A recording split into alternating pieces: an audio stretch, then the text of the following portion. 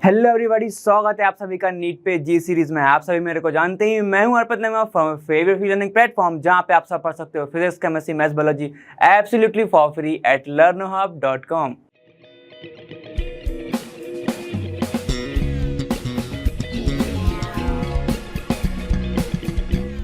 तो अब अपन आ चुके हैं आपके थर्मोडायनामिक्स के तीसरे वाले वीडियो में, जहां पर अपन डिस्कशन करने वाले हैं थोड़ा एंट्रोपी को लेके, थोड़ा गिव्स फ्री एनर्जी को लेके। ठीक है, पिछले दो वीडियो में पहला तो अपन ने स्टार्ट ही करा था, फर्स्ट लॉ ऑफ थर्मोडायनामिक्स चल रहा था, उसके बाद अपन ने हीट कैपेसिटी वगैरह के बारे में डिस्कशन करा था। ठीक है, जिसने अभी तक नहीं देखा है थोड़ा सा पीछे जाके देखे, क्योंकि वहां से अपन को थोड़ा बहुत जो है यहाँ पर लगने वाला है। क्लियर है? ठीक है, तो यहाँ पर आप सभी में से उम्मीद कर रहा हूं कि आप सब नोट्स कॉपी लेके बैठे होंगे, और फिर स्टार्ट करते हैं अपन डायरेक्ट सीधा एंट्रोपी से कि वो होता क्या है।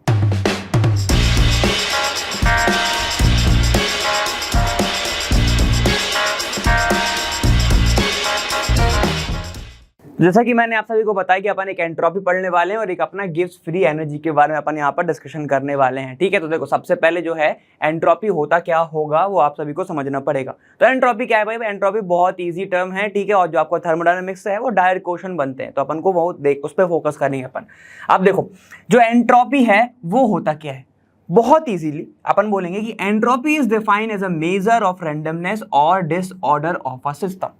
मतलब कि बहुत अलग इसको डेफिनेशन से ना समझो, ऐसे समझो कि जो जितना अगर डिसिप्लिन के बाहर काम कर रहे हो तो वो आपका क्या है? एंट्रोपी है।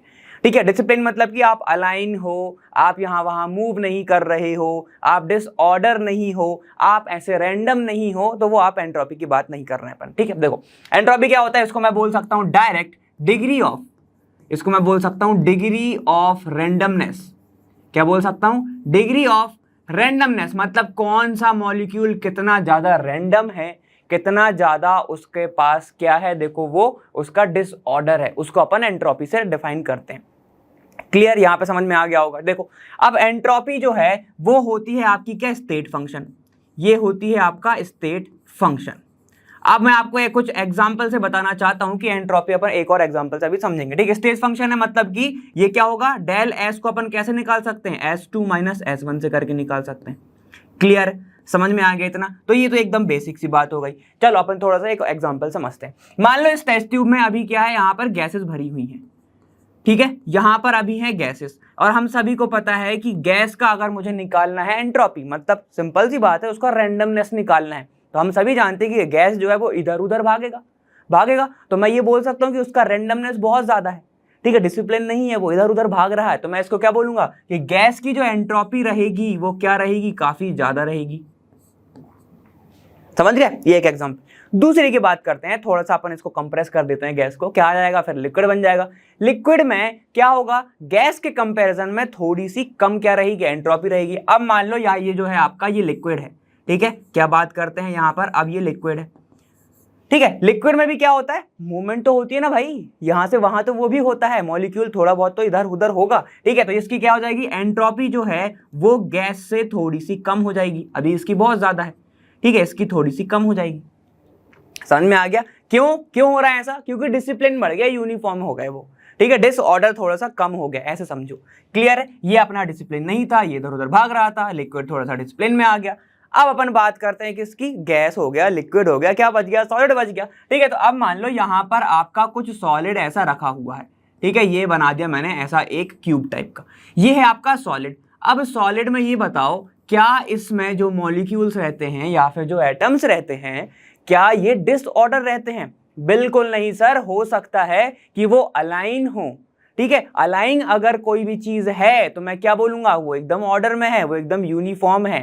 ठीक है, तो मैं इसको क्या बोलूंगा? इसमें एंट्रोपी तो होगी लेकिन थोड़ी सी कम होगी एज कंपेयर टू क्या क्या? एक गैस और एक आपका लिक्विड। समझ में आ गया? अब बहुत अच्छा एग्जाम्पल अपन समझते हैं। छुट्टी हो रही है स्कूल से। ठीक है, स्कूल से छुट्टी हो रही है, बेल बजी, तो आप गैस के मॉलिक्यूल की तरह तितर बितर हो गए। ठीक है, कभी एक उधर जा रहा है, एक उधर जा रहा है, एक इधर जा रहा है, एक इधर जा रहा है। ठीक है, समझ में आ गया? अब जैसे ही आप ग्राउंड पे आते हो, टीचर खड़े रहते हैं, तो आप एक लाइन बना लेते हो। ठीक है, लाइन बना लेते हो मतलब अब आप थोड़े यूनिफॉर्म हो रहे हो, तो आप लिक्विड हो गए। ठीक, अब जब प्रेयर होनी है तो आप सभी एकदम ही क्या हो, एकदम ऑर्डर में खड़े हो, सीधे सीधे खड़े हो, जाने के पहले होती है ना, ठीक है, तो आप सीधे सीधे खड़े हो, तो आप एकदम ही ऑर्डर में हो गए, आपका रैंडमनेस जो है वो एकदम 0 हो गया, ठीक है, तो वो क्या हो गए, आप हो गए वो सॉलिड, ठीक है। तो मैं ऐसे ही बोलूंगा, स्टार्टिंग में जब छुट्टी हुई थी तो एंट्रोपी बहुत ज्यादा, फिर उसके बाद थोड़ी कम, फैकल्टी दिख गई थी, और फिर जब एकदम ही कम हो गई जब प्रेयर हो रही थी, भाई ये रिस्पेक्ट है ना भाई, सीधे खड़े होकर बोलेंगे ना तुम, तो वो आपका क्या हो गया, उसको मैं बोलूंगा एंट्रोपी से, इसको बता सकते हैं। क्लियर, चलो मैंने क्या बताया, ये होता है आपका स्टेट फंक्शन। दूसरा एक और चीज, ये होती है आपकी कौन सी प्रॉपर्टी होगी, इंटेंसिव होगी एक्सटेंसिव होगी, बिल्कुल, ये कौन सी होती है आपकी एक्सटेंसिव प्रॉपर्टी, एक्सटेंसिव प्रॉपर्टी, ठीक है, इतना क्लियर है ना सभी को, ये ऐसा चलता है भाई। चलो अब इसको मैं और किस तरीके से बता सकता हूं, इसको अगर मैं मैथमेटिकली बताऊं कि जो डेल एस है, अपन इसको डिनोट किससे कर रहे हैं, एस से डिनोट कर रहे हैं, ठीक है, डेल एस मतलब होगा चेंज इन एंट्रोपी, एस का मतलब होगा एंट्रोपी, क्लियर। चलो अब अगर मैं इसको थोड़ा मैथमेटिकली जाऊं या फिर थोड़ा अपन इक्वेशन की बात करते हैं, केमिस्ट्री में फॉर्मूला लगेगा, है ना, तो यहां पर मैं बोलूंगा कि जो डेल एस है वो क्या होता है यहां पर, क्यू रिवर्सिबल, क्यू रिवर्सिबल, ठीक है, अपॉन ये क्या होता है आपका, डेल टी होता है, यहां पे टेम्परेचर होता है, ठीक है, समझ में आ गया इतना, मतलब कि क्या होगा, ध्यान से सुनेंगे, कोई भी चीज जो हो रही है, ठीक है, आपके नेचर में, वो तो होती है इरिवर्सिबल। एग्जाम्पल, अगर कुछ भी हो रहा है, मान लो हवा चली यहां से लेके वहां तक, अब तो वो चल गई, वापस थोड़ी आएगी, ठीक है, हाई प्रेशर से लो प्रेशर, अगर लो प्रेशर से हाई पे जाना है आपको तो कुछ ना कुछ वर्क करना पड़ेगा, लेकिन अगर स्पॉन्टेनियस करना है आपको, मतलब कि खुद में खुद हो जाए, तो वो क्या होगा, आपका नेचुरल प्रोसेस ज्यादातर होती है, ठीक है। यहां पर मैं बात करता हूं आपकी एंट्रोपी की, तो वो क्या होता है, हीट जो होता है डिवाइडेड बाय टेम्परेचर होता है, समझ में आ गया। अब अगर इसके यूनिट की मैं बात करूं तो यूनिट क्या होगा भाई, इसका यूनिट होगा, खुद बताओ, टेम्परेचर का क्या होगा, केल्विन, ठीक है, इसका क्या होगा, जूल होगा, और सीजीएस में अगर पूछ लिया उसने तो क्या लिखोगे, इसको कैलोरी कर देना बस, और अपॉन क्या कर दोगे, के कर देना, केल्विन कर देना, तो ये क्या हो जाएगी, इसकी यूनिट हो जाएगी, समझ में आ गया इतना, ठीक है। तो ये जो होती है बात है, ये अपन ने किसके बारे में करा, एंट्रोपी के बारे में करा, ठीक है। तो ये जो था एकदम नॉर्मल था, अब थोड़ा सा अपन इसके लेवल बढ़ाते हैं और आगे चलते हैं, लिखना चाहो इसको लिखो, काफी इंपॉर्टेंट है, फिर आगे चलते हैं। देखो अब जो अपन थोड़ा सा फॉर्मूला है उसको थोड़ा और समझते हैं, ठीक है। तो मैं इसको क्या लिख सकता हूं कि अगर हीट जो है, कोई भी सिस्टम की बात कर रहे हैं, थर्मोडायनेमिक्स में किसकी बात करोगे, ज्यादातर सिस्टम की ही बात करते हैं, हीट जो है वो अगर एब्जॉर्ब हो रही है, एब्जॉर्ब हो रही है बाय द सिस्टम, ठीक है, एट पर्टिकुलर टेम्परेचर, है ना, तो मैं क्या लिख सकता हूं उसको, वही जो अपना फॉर्मूला बना, del S is equal to क्या होता है, क्यू, रिवर्सिबली अगर हो रही है तो यहां पे मैं लिखूंगा रिवर्सिबल डिवाइडेड बाय टेम्परेचर, ऐसे, ठीक है, समझ में आ गया। तो ये अपना एक फॉर्मूला बना था अभी, तो मैंने बताया, क्या ये सर रिवर्सिबल नहीं हो सकता, बिल्कुल हो सकता है, ठीक है। तो यहां पर अगर रिवर्सिबल नहीं है, दोनों ही हो सकते हैं आपके, इरिवर्सिबल और आपका रिवर्सिबल, समझ में आ गया, दोनों ही चीजें पॉसिबल है। तो यहां पर अगर इरिवर्सिबल के लिए लिखोगे तो ये हो जाएगा। तो ये होता है आपका कौन सा, एंट्रोपी के बारे में। अब एंट्रोपी जो है वो बहुत चीजों के ऊपर डिपेंड भी करती है, फैक्टर जो है इसके, क्या क्या फैक्ट इसको अफेक्ट कर सकते हैं, वो भी 2-3 चीजें हैं। जैसे कि मान लो एक टेम्परेचर की बात कर लेते हैं, टेम्परेचर में भी तो अलग अलग होता होगा ना सर, तो हाँ देखो यहाँ पे अगर मैं टेम्परेचर की बात करूं तो फैक्टर कौन कौन से हो सकते हैं जो एंट्रोपी को अफेक्ट करेंगे। पहला है आपका state of matter. State of matter पूरा चैप्टर नहीं पढ़ने वाले बेटा, यहाँ पे अपन सॉलिड, लिक्विड और गैस की सिर्फ बातें करेंगे, ठीक। मैंने अभी बताया था अगर कोई चीज सॉलिड है, अगर लिक्विड है, ठीक है, और अगर मान लो एक गैस, तो मैंने क्या बताया था अभी, गैस जो होती है इसकी रैंडमनेस क्या होती है, बहुत ज्यादा होती है, इसकी जो रैंडमनेस है वो क्या होगा, बहुत ही ज्यादा होगा, बहुत ज्यादा इंक्रीज होगी ये, ठीक है। और इसकी मैं बात करूं तो लिक्विड का कम होगा थोड़ा सा, और इसका तो सॉलिड का बहुत ही कम होगा। तो अगर मैं ऑर्डर की बात करूं एंट्रोपी में, ठीक है, तो सबसे कम होता है किसका, सॉलिड, ठीक है, उसके बाद होता है आपका लिक्विड, और उसके बाद होता है आपका गैस। समझ में आ गया, ये जो है डिसऑर्डर की बात चल रही है यहाँ पे, क्लियर। चल टेम्परेचर की बात करते हैं। टेम्परेचर से कई लोग फंस जाते हैं, कैसे सर, देखो अगर टेम्परेचर की बात कर रहे हो ये मत बताओ, ये मुझे पता होता है। कैसे पता होगा सर, क्योंकि आपने अभी फॉर्मूला बताया हुआ है तो मैं उससे निकाल लूंगा, ये सोच रहे होगे ना। तो बिल्कुल इस फॉर्मूला से आप निकाल सकते हो कि एंट्रोपी अगर ज्यादा है, मतलब अगर मैं बोलूं टेम्परेचर जो है अगर आपका ज्यादा है, ठीक है, तो आपकी जो एंट्रोपी है वो क्या हो जाएगी, बहुत ही कम हो जाएगी। क्यों सर, ऐसा क्यों? क्योंकि देखो यहां पर ये क्या है, इनवर्सली प्रोपोर्शनल है, इनवर्सली प्रोपोर्शनल है ना। तो इसलिए सर यहाँ पे क्या होगा, जैसे जैसे टेम्परेचर बढ़ता जाएगा एंट्रोपी बढ़ता जाएगी। तो मैं कहूंगा बिल्कुल सही कह रहे हो तुम, लेकिन इस बार जो है वो एकदम ही गलत बोल रहे हो तुम। सही बोल रहे हो मन, मैं यहाँ पे गलत चल रहा है। क्यों भाई? देखो यहाँ पर थोड़ा सा लॉजिक लगाएंगे और फिर आगे बढ़ेंगे। कैसे? देखो अगर ऐसा हो रहा है, टेम्परेचर बढ़ रहा है, मतलब हीट जो है ऊपर क्या है, हीट है ना आपका, ये क्या है, ये आपका हीट है भाई, ठीक है। तो अगर टेम्परेचर बढ़ रहा होगा तो क्या हीट नहीं बढ़ेगी? क्या हीट नहीं बढ़ेगी? बढ़ेगी ना, हीट तो बढ़ेगी, ठीक है। तो अगर हीट बढ़ी तो ध्यान से सुनना एक बात, तो ध्यान से सुनो, अगर टेम्परेचर आपका बढ़ा तो एंट्रोपी जो है वो भी क्या होगी, बढ़ेगी। एंट्रोपी बढ़ेगा, क्यों? रैंडमनेस बढ़ जाएगा ना भाई, ठीक है। मान लो एक अपन एग्जांपल लेके चलते हैं, गैस का एग्जांपल ले लो, कोई भी गैस ले लो अपनी मर्जी से, ठीक है। तो मैं यहाँ पे बता देता हूं, एक आपका ये कंटेनर रहा, इसके पास अंदर एक गैस भरी हुई है ना, और मैंने इसको हीट देते जा रहा हूं मैं, तो गैस भागेगा कि नहीं भागेगा? भाग रहा है अगर, तो मैं बोलूंगा गैस की हो गई है छुट्टी स्कूल से, तो ये क्या हो रहा है, इसकी एंट्रोपी क्या हो गई, बढ़ गई, रैंडमनेस बढ़ गया। तो ये क्या हुआ, देखो जैसे ही मैंने टेम्परेचर बढ़ाया रैंडमनेस बढ़ गई, तो ये क्या हो गया, एंट्रोपी बढ़ गई। क्लियर? कितना इजी था, बहुत इजी था सर। चलो आगे आओ, प्रेशर की बात करते हैं। प्रेशर में क्या होगा, खुद दिमाग लगाओ जरा। एक बात बताओ, अगर आपके ऊपर दबाव लगाया जाए, ध्यान से सुनना, आपके ऊपर दबाव लगाया जाए, जैसे कि आप लोगों की जब छुट्टी हुई थी, अगर आपको फैकल्टी नहीं दिखता तो आप तब भी भाग रहे होते, क्योंकि फैकल्टी दिख गया, आपके ऊपर एक प्रेशर आ गया कि नहीं इमेज की बात है यार, रुक जाओ जरा, ठीक है। तो मतलब क्या हो गया, आपका रैंडमनेस कम हो गया। बिल्कुल भाई, लॉजिक लगाना है, ठीक है। एक और लॉजिक लगा सकते हो, अगर गैस है इसके ऊपर मैंने प्रेशर लगाया तो लिक्विड में जाएगा, और लगाया तो सॉलिड में जा सकता है अगर टेम्परेचर इधर उधर करोगे तो, है ना। तो मैं क्या बोल सकता हूं, अगर गैस है तो इसकी एंट्रोपी तो ज्यादा होगी, लेकिन जैसे जैसे प्रेशर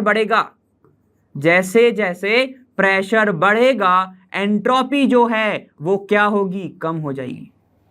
एंट्रोपी का मतलब आपका बताया था अभी कि आप वो नहीं हो, डिसिप्लिन में नहीं हो, ठीक है। तो प्रेशर अगर आपका बढ़ा तो एंट्रोपी कम हो गई। कैसे समझोगे, गैस से सॉलिड जा सकते हैं, गैस से लिक्विड जा सकते हैं, और लिक्विड से आप सॉलिड जा सकते हो। कब? जब आप ऐसे जाओगे तो क्या होगा, यहां पे प्रेशर बढ़ा रहे हो आप, बोल सकता हूं इसको कंप्रेस कर रहा हूं मैं। और अगर आप ऐसे जा रहे हो, अगर आप इस साइड जा रहे हो तो आपकी एंट्रोपी भी कम हो रही है, देखो कम हो रही है ना। गैस जो था वो रैंडम था, फिर लिक्विड आ गया, वो थोड़ा सा रैंडम हुआ, फिर सॉलिड तो एकदम ही खत्म हो गया। समझ गए? ठीक है। तो ये सब चीजें कुछ रिलेशंस होते हैं जो आपसे डायरेक्ट एग्जाम में पूछ लेता है भाई, ऐसे, ठीक है। यहां तक क्लियर है? चलो अब एक और चीज जो आती है वो आपका इससे थोड़ा हट के, ठीक है, ये तो आपका एकदम ही फिजिकल स्टेट की बात चल रही थी। अब थोड़ा सा अलग आता है, एक होता है मिक्सिंग वाला टॉपिक। क्या होता है वो, मिक्सिंग के लिए पूछता है वो, मिक्सिंग, ठीक है। मिक्सिंग में क्या होगा भाई, तो ये आपसे ये ऐसे पूछ लेता है, अगर आप मिक्स करा रहे हो गैस और गैस के बीच में, ठीक है, तो एंट्रोपी पे क्या फर्क पड़ेगा, ऐसा कुछ क्वेश्चन पूछ सकता है वो, ठीक है। तो मैं बात रहा हूं कि अगर गैस जो है वो एक और गैस के साथ क्या हो रही है, उसकी मिक्सिंग हो रही है, ठीक है, समझ गए। मतलब ये जो कंटेनर था, यहां पे एक बना देता हूं ऐसा, जो कंटेनर था इसके ऊपर अभी एक गैस ए थी, मैंने गैस बी डाल दी, तो अब बताओ इसकी एंट्रोपी क्या होगी, ये बताना है। तो ध्यान से सुनना, एंट्रोपी में क्या होने वाला है, देखो अगर गैस तुम मिक्सिंग करा रहे हो तो मिक्सिंग में कहीं ना कहीं ये जो गैस है ये गैस बी के साथ टकराएगा, कोलिजन बढ़ेगा, और कोलिजन अगर बढ़ गया तो रैंडमनेस बढ़ जाएगी। तो मैं क्या बोलूंगा यहां पर कि जो आप बताएंगे, अगर मिक्सिंग हो रही है, डायरेक्ट लिख रहा हूं, गैस और गैस की अगर मिक्सिंग हो रही है तो आपका जो एंट्रोपी है वो बढ़ेगा, रैंडमनेस बढ़ जाएगी। क्लियर? ऑन मिक्सिंग रैंडमनेस बढ़ती है। सर ये कैसे निकालेंगे अगर केमिकल रिएक्शन आ गया हमारे पास, ठीक है। आप एक काम करो, एक एग्जांपल से बताओ हमें कि अगर आपके पास ये है, ए जो है वो बी प्लस सी गैस बना रही है, ये जो बी है ये सारे के सारे के यहाँ पे ये गैसेज है। अब अगर हमें ऐसी कोई रिएक्शन आ गई सर, और उन्होंने बोला कि जो डेल एस है ये पॉजिटिव होगा या नेगेटिव होगा, ये हमसे पूछ ले, तो हम क्या करेंगे सर, तो आपको क्या निकालना है, एनजी निकालो। एनजी क्या होता है, Ng मैंने बताया था आपको पिछली बार, डेल Ng निकाल लो। डेल Ng क्या बनाएगा, जितने प्रोडक्ट के साइड हैं, मतलब जितना गैस जो है इधर है, ठीक है, कितना है 2 - 1 मतलब क्या 1 है। तो मैं बोलूंगा अगर आप एक गैस से 2 गैस बना रहे हो तो मैं क्या बोलूंगा, यहां पर रैंडमनेस बढ़ रहा है। क्या हो रहा है, बढ़ रहा है। क्लियर, समझ में आ गया। चलो अब एक और चीज मैं बताता हूं आपको। अगर मान लो यहां पर क्या होता सर, यहां पर लिक्विड होता और यहां पे 2 गैस बन रही हैं, या फिर मान लो सर एक और होता कि जो A है वो सॉलिड है और वो B जो है वो गैस बना रहा है, तो यहां पर रैंडमनेस क्या होगा, एंट्रोपी क्या होगा। तो खुद दिमाग लगाओ, ये क्योंकि सॉलिड है, ये क्या है आपका, ये सॉलिड है ना, तो सॉलिड की एंट्रोपी तो कम होती है ना, ठीक है। और अगर तुम गैस पर जा रहे हो तो एंट्रोपी भैया बढ़ गई ना, रैंडमनेस बढ़ गया ना, है कि नहीं। तो आपको बस ऐसे करना है। क्लियर, समझ में आ गया। तो आपको थोड़ा सा ऐसा लॉजिक जो है वो लगाना पड़ेगा। क्लियर है, लॉजिक आपको लगाना पड़ेगा, इसीलिए कहते हैं थोड़ा सा सेल्फ स्टडी करेंगे। इसको लेकर फिर आगे चलते हैं। देखो अब जो कुछ फॉर्मूलेज होते हैं कि आप कैलकुलेट कैसे करोगे। क्लियर है, देखो यहाँ पर अपन उसको अब डिराइव करके देख लेते हैं। आपके लिए जो इंपॉर्टेंट है वो सिर्फ एक चीज इंपॉर्टेंट है, आप सिर्फ फॉर्मूला याद रखें, बाकी का पूरा डेरिवेशन आपके लिए इंपॉर्टेंट नहीं है। ठीक है, तो अपन इससे यहाँ से चलेंगे कि आपका जो डेल एस है, ठीक है, डेल एस है वो क्या होता है, Q/T होता है। ठीक है, बस इतना समझेंगे। क्लियर है, ठीक है, डेल टी नहीं और होगा, आप टी रखेंगे उसको। क्लियर, ऐसे टेम्परेचर जब चेंज होगा उसकी बात अपन अलग करेंगे, ऐसे भी लिख सकते हो, ऐसे भी लिख सकते हो, लेकिन जो मेन है वो अपन ये इसको मानते हैं। क्लियर, चलो देखो हम चलते हैं। हम सभी जानते हैं कि U = क्या होता है आपका, Q+W होता है, Q+W होता है। ठीक है, हम रिवर्सिबल प्रोसेस के लिए चल रहे हैं, जैसे आप ये लिखा हुआ है। ठीक है, तो रिवर्सिबल प्रोसेस के लिए अपन Q को लिखेंगे Q रिवर्सिबल लिखेंगे, ठीक है, और W को लिखेंगे अपन W रिवर्सिबल, ऐसा। क्लियर, ऐसे समझ में आ गया। अब ध्यान से देखते रहो कि Q है, अब इसको मैं क्या लिख सकता हूं, मैं डेल जो U है, अपन ने एक फॉर्मूला निकाला था, कौन सा फॉर्मूला था वो, NCVM डेल्टा T वाला फॉर्मूला। सबको याद होगा अभी तक, तो बिल्कुल होना चाहिए, ये अपन ने पढ़ा हुआ है। क्या, molar heat capacity at constant volume की बात चल रही थी ना वहां पे। ठीक, चलो देखो इज इक्वल टू, मैं क्या लिखूंगा, Q को मैं क्या लिख सकता हूं, Q रिवर्सिबल, ठीक है, और यहां पर हो रहा है वर्क, उसको मैं लिखूंगा बाय द सिस्टम। और मैंने बताया हुआ है अगर बाय द सिस्टम आ गया तो नेगेटिव साइन आएगा -W, और अगर from by two the system हो रहा होता तो +W आता। ठीक है, अगर वर्क डन हो रहा है उसके ऊपर ऑन द सिस्टम हो रहा है तो +W, अगर बाय द सिस्टम वो काम कर रहा है मतलब उसकी एनर्जी जा रही है मतलब नेगेटिव। ठीक है, चलो देखो, चलो अब हो रहा है बाय द सिस्टम, अपन लेके चल रहे हैं, तो ये क्या हो जाएगा, -W रिवर्सिबल, इसको मैं लिख सकता हूं। ठीक है, बस यहां से आपका बहुत सारे एक्सप्रेशन बनने वाले हैं, ध्यान से देखते रहेंगे। बाय द सिस्टम हो रहा है, वर्क डन हो रहा है, वर्क डन को अपन क्या लिख सकते हैं, देखो work done is equal to क्या होता है, -P एक्सटर्नल और डेल V, यही होता है।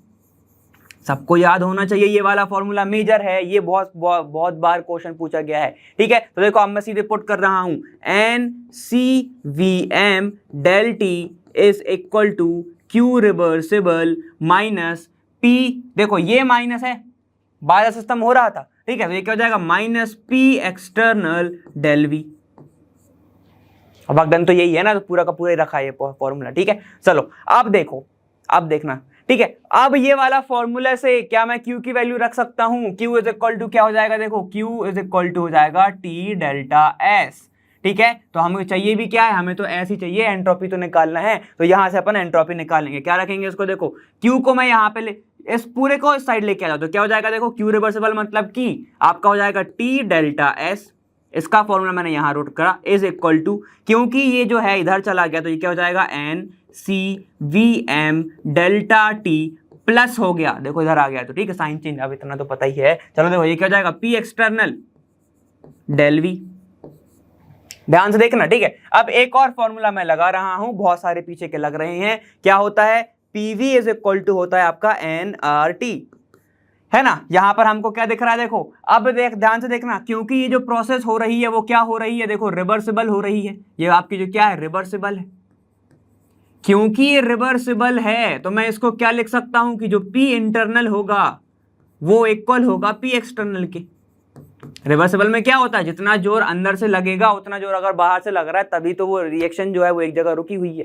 ठीक है, मैं मान सकता हूं ना, मैं जितना उधर लगेगा उतना इधर लग रहा है, तो P external is equal to internal, तो मैं इसको लिख सकता हूं P is equal to NRT को मैं लिख रहा हूं पी इंटरनल, ठीक है, पी इंटरनल। ध्यान से देखना, ये जो आपका पी है और अपॉन में लिख रहा हूं टी इज इक्वल टू क्या हो जाएगा, वी को इधर लेके आओ तो एन आर बाय ये क्या हो जाएगा, वी हो गया। तो इस पूरी जगह की वैल्यू की जगह मैं यहां पुट कर रहा हूं, ठीक है। तो पी इंटरनल डेल टी, तो यहां पे क्या लगेगा, पी इंटरनल डेल टी। अब मतलब डेल टी नहीं टी, तो उसको टी कैसे लेके आओगे, टी चाहिए ना, तो एक काम करो, इस टी से डिवाइड कर दो, तो del S is equal to आपको क्या मिल रहा है, N C V M delta T divide by T plus P X, P internal हो गया ये, ठीक है, del V divided by T, ठीक है। तो इस पूरी जगह की जगह, इस पूरी वैल्यू की जगह पे मैं क्या पुट करूंगा अब, एन आर बाई वी, ठीक है। तो देखो यहां मैं पुट कर रहा हूं, ठीक है, वैल्यूज को ध्यान से देखते रहना, बस बहुत इजी है, घबराने की बात नहीं है। और मैं बोल रहा हूं आपको डायरेक्ट लास्ट एक्सप्रेशन याद रखना है, del S is equal to क्या होगा, N C V M delta T divided by T plus ये क्या उतना हो जाएगा, देखो एन आर बाई वी, तो इसको मैं ऐसे लिख रहा हूं, देखो N R delta V divided by V लिख सकता हूं ना इसको, अरे इसके साथ इंटू करा दिया, बाकी तो सब सेम ही है। क्लियर, आप कुछ नहीं कराना, इंटीग्रेशन करा दो, बहुत इजी, अब तो कुछ बचा ही नहीं है।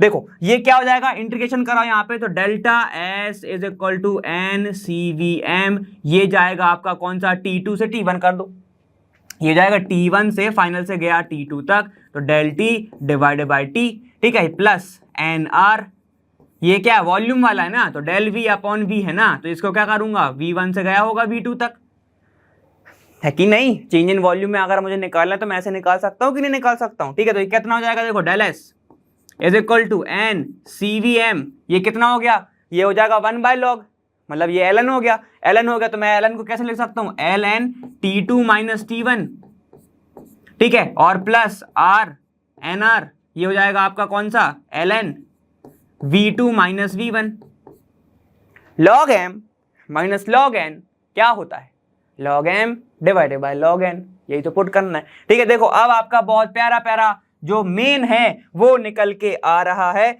वो जो आपके सामने ये रहा, del S is equal to N C V M L N, ये कितना हो गया, T2 divided by T1 plus ये क्या हो गया आपके पास, देखो N R L N V2 divided by V1, खत्म, V2 डिवाइडेड बाय V1। तो जो मेजर फॉर्मूला है वो आपका ये है, आपको जो याद रखना है वो ये याद रखना है, यहां से ही अपन क्या निकालेंगे, एंट्रोपी निकाल सकते हो, ठीक है।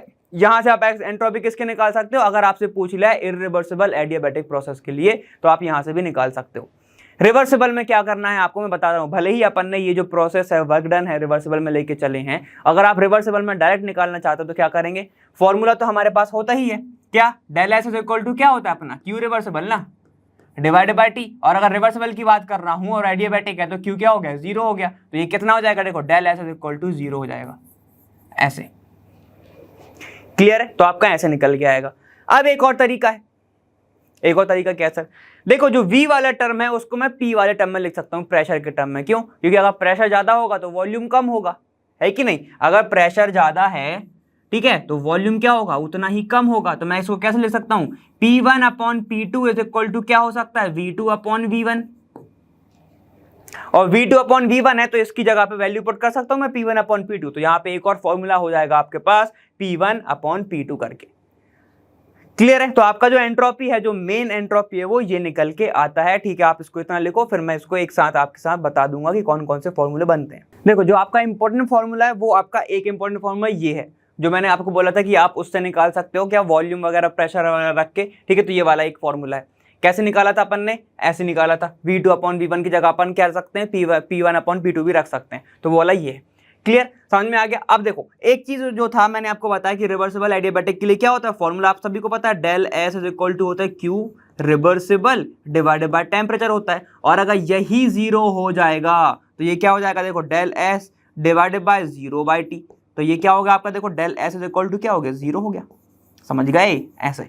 और अपन जितनी भी बात कर रहे हैं डेल एस की, तो वो क्या है आपका, सिस्टम की एंट्रोपी की बात कर रहे हैं, ठीक है। आप थर्मोडायनेमिक्स में ज्यादातर सिस्टम की ही बात करोगे, ठीक है। तो हम किसकी बात कर रहे हैं, सिस्टम की एंट्रोपी की बात कर रहे हैं, क्लियर है, ठीक है, इतना सबको पता ही, इतना तो पता ही होगा ना, ठीक है। देखो हम सभी जानते हैं कि जो आपका डेल एस है, अगर मैं टोटल की बात करूं या फिर मैं बात करूं तो वो क्या होता है आपका डेल एस सराउंडिंग होता है, ठीक है, प्लस क्या होता है आपका डेल एस जो होता है वो होता है आपका सिस्टम, ठीक है, जो कि मैंने आपको एकदम स्टार्टिंग में बताया था कि universe is equal to system plus surrounding होता है, तो एंट्रोपी भी वैसे निकाल सकते हो, टोटल मतलब यूनिवर्स ही लेके चल लो तुम, ठीक है। Del S is equal to क्या हो जाएगा, यूनिवर्स सराउंडिंग प्लस सिस्टम होता है, ठीक है। तो अपन ये बात मान के चलोगे कि जो सिस्टम की एंट्रोपी है वो क्या होती है, ज्यादा होती है, ठीक है, ज्यादा होती है। तो मैं ये बोलूंगा कि जो आपका यूनिवर्स है ना, जो डेल एस यूनिवर्स है वो हमेशा ही ग्रेटर देन क्या होगा, हमेशा ही ग्रेटर देन 0 होगा, ज्यादातर। ये कब होगा, जब अपन स्पॉन्टेनियस की बात कर रहे हैं तब, ठीक है। जब स्पॉन्टेनियस हो रहा है मतलब वहां पे मैं बोलूंगा कि अगर नेचर में कोई भी चीज जो चेंज हो रही है वो क्या होता है, ज्यादातर इरिवर्सिबल ही होता है, ठीक है। जितनी भी चीजें हो रही हैं नेचर में वो इरिवर्सिबल हो रही मतलब वो स्पॉन्टेनियस हो रही है मतलब कि जो डेल एस है उसका यूनिवर्स का वो क्या है, ग्रेटर देन 0 है। क्लियर, समझ में आ गया। अब अगर कभी अगर आपको ऐसा मिल जाए कि जो डेल एस है यूनिवर्स का वो क्या हो जाए, स्मॉलर देन 0 हो जाए, ऐसे छोटा हो जाए, अगर ये छोटा हो गया मतलब तो मैं ये बोलूंगा कि जो प्रोसेस हो रही है वो नॉन स्पॉन्टेनियस हो रही है, ठीक है। तो 2-3 चीजें मैंने आपको अभी यहाँ पे एडिशनल बताई कि ये यहाँ पे क्या होगा, ये होगा आपका स्पॉन्टेनियस और ये क्या होगा आपका नॉन स्पॉन्टेनियस, क्या होगा ये नॉन स्पॉन्टेनियस।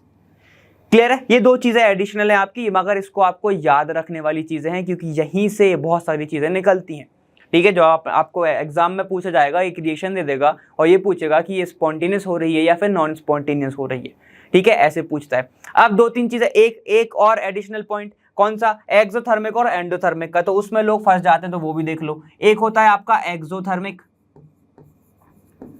ठीक है, एक्सोथर्मिक, और एक होता है आपका एंडोथर्मिक। देखो भाई इसमें क्या होगा, एक्सोथर्मिक मतलब कि हीट हो रही होगी रिलीज, है ना, हीट क्या हो रही होगी, रिलीज हो रही होगी, तो अब उसको रोकने से कौन रोकेगा, ठीक है। तो ये मैं बोलूंगा कि एक्सोथर्मिक जो होती है वो ज्यादातर क्या होती है, रिवर्सिबल होती है,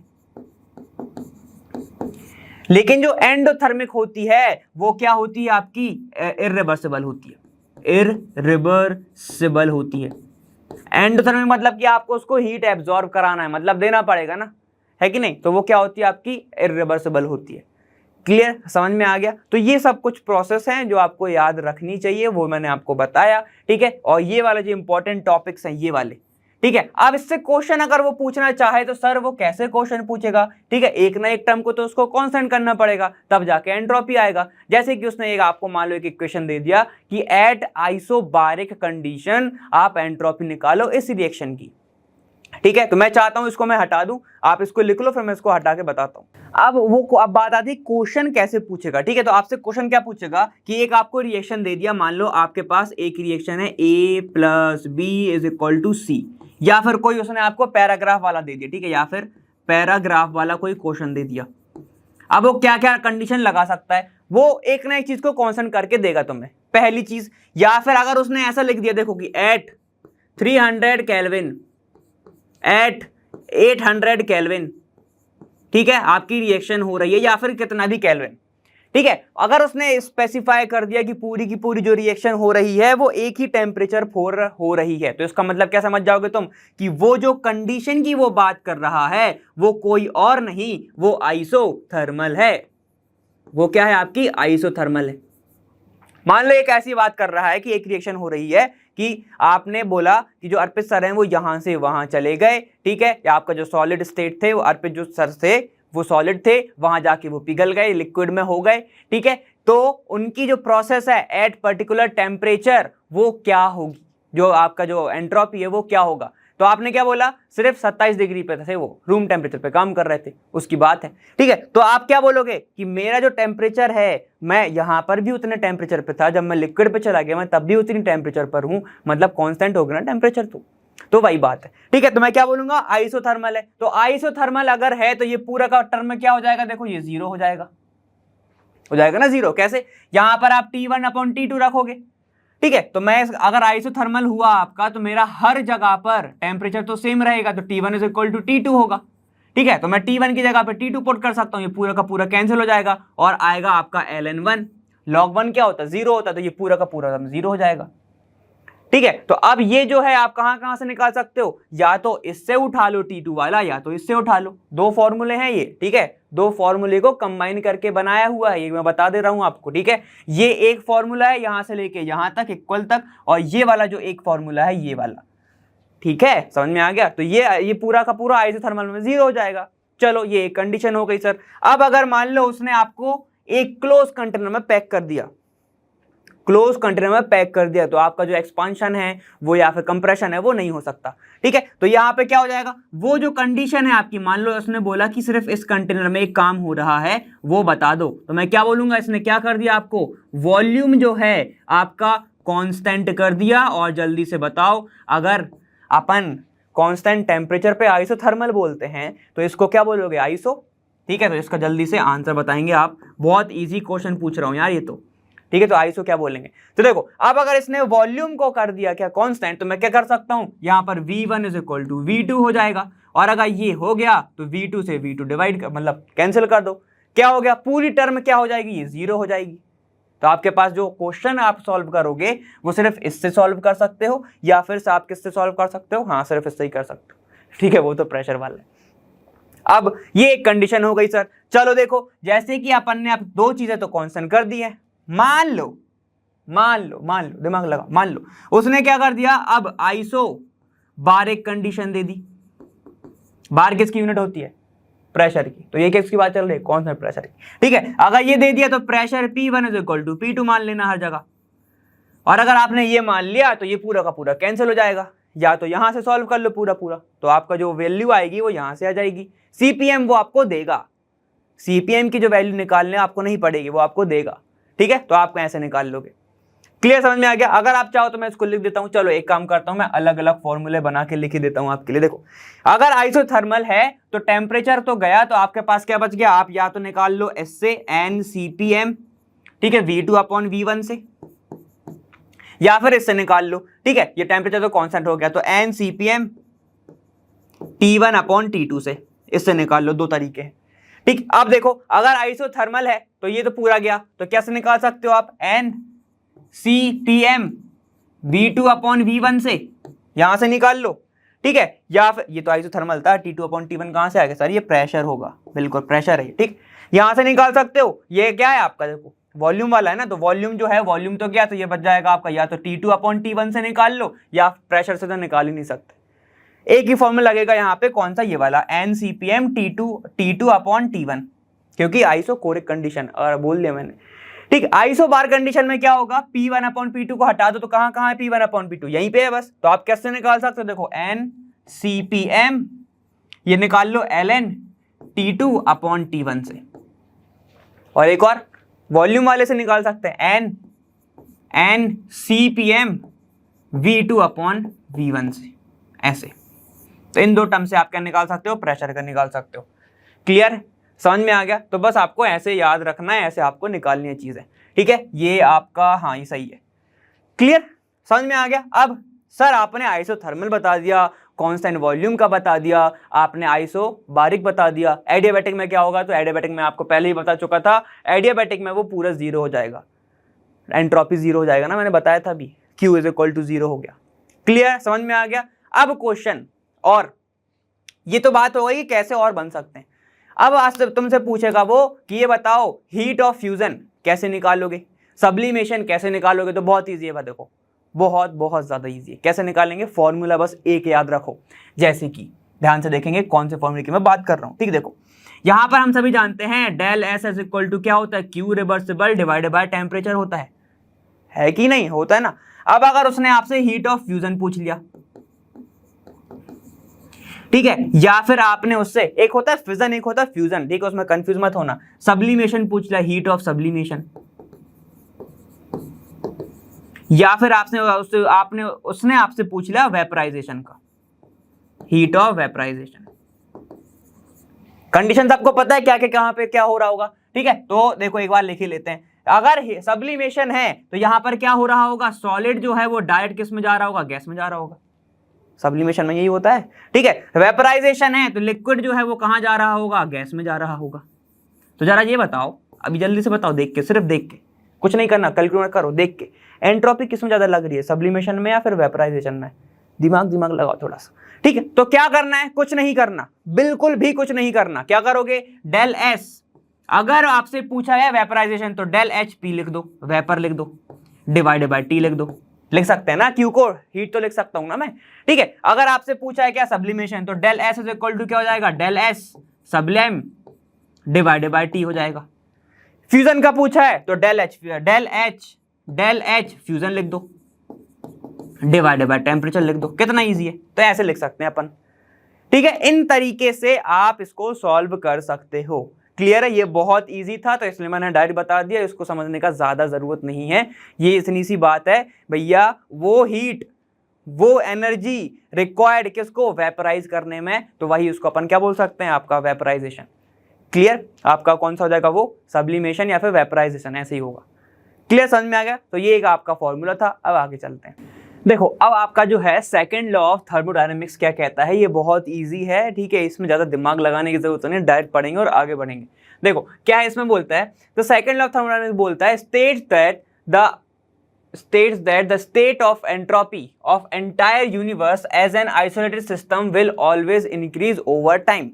ये क्या बोल रहा है, देखो आप जो आपके जो सेकंड लॉ है ना थर्मोडायनेमिक्स का, वो बहुत तरीकों से समझाता है चीजों को, ठीक है। एक तो ये बोलता है कि यूनिवर्स जो है वो एक्सपांड हो रहा है, वो इंक्रीज ही होता रहेगा। मतलब कि मैं एक चीज ऐसे बताऊं कि जो यूनिवर्स है, ठीक है, यूनिवर्स है, उसकी अगर मैं एंट्रोपी की बात करूं, एंट्रोपी, ठीक है, तो वो हमेशा इंक्रीज ही होगी, इंक्रीज ही होगी, वो कभी भी कम नहीं होगी, ठीक है। समझ में आ गया। तो ये क्या बोल रहा है कि जो डेल एस है यूनिवर्स का, वो ज्यादातर ये माना जाता है कि वो क्या होता है, ग्रेटर देन 0 ही होता है। ऐसे देखो एग्जाम्पल की बात करते हैं। हम सभी अभी तक भी डिफाइन नहीं कर पाए हैं कि अंतरिक्ष कितना बड़ा है, यूनिवर्स कितना बड़ा है, ठीक है, नहीं कर पाए हैं। वो बहुत सारी थ्योरी अभी भी चल रही हैं। तो हम ये मानते हैं कि यूनिवर्स जो है वो एक्सपांड ही हो रहा होगा, और अगर एक्सपांड हो रहा है या कोई भी चीज बढ़ रही है तो रैंडमनेस जो है उसकी वो बढ़ती जाएगी, डिसऑर्डरनेस जो है, आपकी डिग्री ऑफ डिसऑर्डरनेस है जो वो क्या बढ़ जाएगी। समझ गए, ठीक है। तो बस इतना ही आपको बताना था, इतना ही आपको लिए इंपॉर्टेंट भी है। मैंने आपको पहले बताया था कि डेल एस यूनिवर्स है वो ग्रेटर देन 0 ही होता है, ठीक है। इतना समझ में आ गया कि भैया यूनिवर्स जो है वो एक्सपांड ही होगा, एंट्रोपी उसकी बढ़ेगी, वो कमी नहीं होगी, ठीक है। तो ये आपका बताता है कौन सा, सेकंड लॉ ऑफ थर्मोडायनेमिक्स बताता है। अब दो चीजें हैं, आपको अगर ओवरऑल एक्सप्रेशन बहुत जगह पे कैसा देखने को मिलेगा, ऐसा कि जो डेल एस है, इसको मैं यूनि लिख दूं, यूनिवर्स, वो क्या है, ग्रेटर देन है या तो इक्वल है 0 के, ऐसा देखने को मिलेगा। बहुत जगह आपको ऐसा देखने को मिल सकता है, ठीक है। तो ये क्या होता है, ठीक है, ये सोचोगे ये कैसे हो रहा है, तो ध्यान से सुनना। अगर प्रोसेस आपकी स्पॉन्टेनियस है, ठीक है, जो मैंने अभी बताया था स्पॉन्टेनियस है, मतलब जो खुद में खुद हो रही है, ठीक है। जैसे कि मैंने आपको एक एग्जांपल दिया था ना अभी, कि जो आपका एक्सोथर्मिक रिएक्शन होती है, जो आपकी एक्सोथर्मिक रिएक्शन होती है वो आपकी स्पॉन्टेनियस रिएक्शन होती है, ठीक है। जो आपकी एंडोथर्मिक होती है वो आपकी ज्यादातर एंडोथर्मिक रिएक्शन, ठीक है। देखो मैंने नया वर्ड ऐड किया, ज्यादातर, हर नहीं बोल रहा हूं मैं, ठीक है। वो क्या होती है, नॉन स्पॉन्टेनियस होती है, ठीक है, समझ में आ गया। तो अगर आपका ध्यान से देखना, अगर इररिवर्सिबल प्रोसेस हो रही है तो इररिवर्सिबल प्रोसेस में हमेशा जो यूनिवर्स है वो ग्रेटर देन 0 होगा, ठीक है। ये किसकी मैं बात कर रहा हूं, ऐसा जब आपकी बात चल रही है इररिवर्सिबल प्रोसेस की, तो मैं इसको लिखूंगा इररिवर्सिबल प्रोसेस। इररिवर्सिबल प्रोसेस के लिए हमेशा जो आपका डेल एस यूनिवर्स है वो ग्रेटर देन 0 होगा, ठीक है। लेकिन अगर मैं बात करूं रिवर्सिबल की, रिवर्सिबल प्रोसेस की, तो हो सकता है वो इज इक्वल टू 0 भी हो। सिर्फ दो ही पॉसिबिलिटी हैं, कभी भी स्मॉलर देन 0 नहीं हो सकता। देखो क्या नहीं हो सकता, जो आपका डेल एस यूनिवर्स है वो क्या नहीं हो सकता, स्मॉलर देन 0 नहीं हो सकता, ठीक है। ये पॉसिबल नहीं है, क्योंकि कुछ ना कुछ तो एंट्रोपी होगी ना, 0 से थोड़ी कम हो जाएगी, ठीक है। कुछ ना कुछ तो एंट्रोपी होती ही है। क्लियर है। तो ये रिवर्सिबल के लिए, ये रिवर्सिबल के लिए तो आपसे ऐसी चीजें पूछी जाती है। इसका डेरिवेशन भी होता है, लेकिन मैं नहीं चाहता हूं कि आप उसमें पढ़ो, आपको सिर्फ इतना पता होना चाहिए। क्लियर है? वो डेरिवेशन कैसे होता होगा सर? तो ठीक है, तो मैं आपको ना थोड़ा सा बस हिंट दे देता हूं कैसे। हम सभी बताते हैं, एक इक्वेशन है उससे समझ जाओगे आप। कैसा? कि जो यूनिवर्स होता है, यूनिवर्स का अगर मुझे कोई भी चीज निकालनी है तो मैं कैसे निकालूंगा? सिस्टम प्लस सराउंडिंग करके, सिस्टम प्लस सराउंडिंग करके ऐसे निकालूंगा, है कि नहीं? और अपन पूरे थर्मोडायनेमिक्स में किसकी बात करते हैं? सिस्टम की। ठीक है, इसकी बात करते हैं। अब ध्यान से सुनना, सिस्टम है, ठीक है, एंट्रोपी ज्यादा है, एंट्रोपी ज्यादा, रैंडमनेस ज्यादा है, तो उसका हीट क्या कर रहा होगा? वो एब्जॉर्ब कर रहा होगा या फिर रिलीज कर रहा होगा। ठीक है, ध्यान से सुनना, वो जो हीट है वो क्या कर रहा होगा? रिलीज कर रहा होगा। क्यों? क्योंकि सिस्टम की अगर एंट्रोपी ज्यादा है तो हीट क्या करेगा? सिस्टम रिलीज करेगा। तो मैं इसको लिख सकता हूं -Q/T, T1 लिख सकता हूं। ठीक है, अब देखो, अब सराउंडिंग क्या करेगा फिर? सराउंडिंग के पास कोई चांस ही नहीं है। अगर सिस्टम जो है एनर्जी रिलीज करेगा तो सराउंडिंग एनर्जी एब्जॉर्ब करेगा। दो ही तो पॉसिबिलिटी है, या तो रिलीज होगा तो एब्जॉर्ब होगा, और अगर एक चीज अगर रिलीज कर रही है तो दूसरी चीज तो एब्जॉर्ब ही करेगी। तो ये क्या हो जाएगा? +Q divided by T2। इसका अलग टेम्परेचर होगा, उसका अलग टेम्परेचर होगा। सही कह रहा हूं? सही कह रहा हूं। अगर यहां पर रिवर्सिबल प्रोसेस हो रही है तो मैं ये मानूंगा ये जो T1 है वो इक्वल टू T2 चल रहा है। ठीक है, तो ये क्या हो जाएगा? अगर मैं यहां पर एंट्रोपी निकालूं यूनिवर्स की, तो ये दोनों के दोनों कैंसिल हो जाएंगे। तो डेल एस यूनिवर्स जो है वो क्या आएगा? इज इक्वल टू 0 आएगा, अगर रिवर्सिबल प्रोसेस हो रही है तो। अब अगर इरिवर्सिबल प्रोसेस हो रही है, इरिवर्सिबल हो रही तो क्या आएगा? देखो, इरिवर्सिबल में यहां पर थोड़ा चेंज आएगा। ध्यान सुनना, इरिवर्सिबल में यहां पर चेंज आएगा, तो ये जो प्रोसेस है ये थोड़ी सी पॉजिटिव आएगी। ठीक है, ये जो ग्रेटर देन 0 आएगा, ठीक है, आप इसको कैलकुलेट करोगे तो इसका जो वैल्यू आएगा वो 0 से तो ज्यादा ही आएगा, पॉजिटिव में आएगा। सिंपल सी बात है, वो किस में आएगा? पॉजिटिव में आएगा। और अगर पॉजिटिव में आया, अगर पॉजिटिव में आया, देखो कैसे दिखाता हूं, ऐसे, इसको मैं ऐसे लिख सकता हूं, del universe is equal to, इसको ऐसे लिख सकता हूं ना, Q divided by T2 minus Q divided by T1। तो ऐसे लिखूंगा Q अपॉन, ये क्या हो जाएगा? देखो पूरा का पूरा दिख रहा है तुम्हें, 1/T2 माइनस 1/T1। तो इसकी कुछ ना कुछ तो वैल्यू आएगी, इसकी कुछ ना कुछ तो वैल्यू आएगी। और अगर कुछ ना कुछ वैल्यू आई तो मैं बोलूंगा ना 0 से तो वो ज्यादा ही आएगा, 0 से तो कुछ ज्यादा ही आएगा। ठीक है, तो मैं क्या करूंगा, जो डेल एस आया वो आपका ग्रेटर देन 0 आ रहा है। कब? जब आपकी इरिवर्सिबल प्रोसेस हो रही है, ये वाली।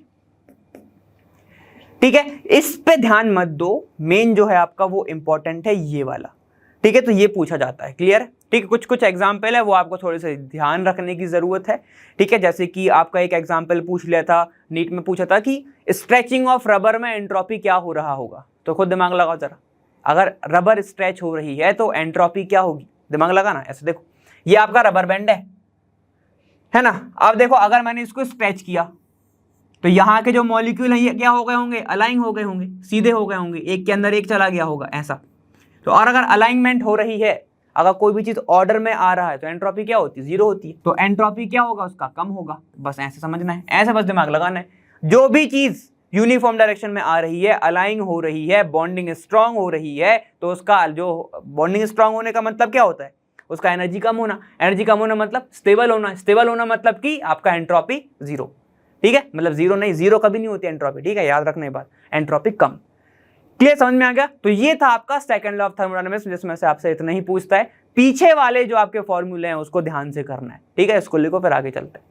देखो, एंट्रोपी के बारे में अपन ने पढ़ा। ठीक है, एंट्रोपी कैसे तुम्हारी रैंडमनेस थी, उससे ज्यादा आपसे जो क्वेश्चंस है वो ऐसे ही पूछे जाते हैं। अब अपन बात करते हैं किसकी? गिव्स फ्री एनर्जी की। अब ये क्या होती है? देखो, गिव्स फ्री एनर्जी एक वो अवेलेबल एनर्जी है, ठीक है, जिससे आप काम कर सकते हो। मतलब वर्क करने के लिए जो यूजफुल एनर्जी है उसको ही अपन क्या बोलते हैं? गिव्स फ्री एनर्जी बोलते हैं। क्लियर है? ठीक है सर, कौन सा वर्क? तो देखो यहाँ पे वर्क भी तुम्हारे कौन से होते हैं? देखो, दो टाइप के होते हैं। एक तो होता है तुम्हारा पीवी वाला, पीवी वर्क होता है, पता है ना, प्रेशर एनर्जी वाला। तो इसको मैं क्या बोल सकता हूं? क्योंकि यहां पर चेंज हो सकता है वॉल्यूम, भी पढ़ा है ना अपन ने, प्रेशर एक्सटर्नल डेल वी, है ना, वैसे ही। चलो देखो, तो ये मैं बोल सकता हूं, इसको बोल सकता हूं मैं expansion work.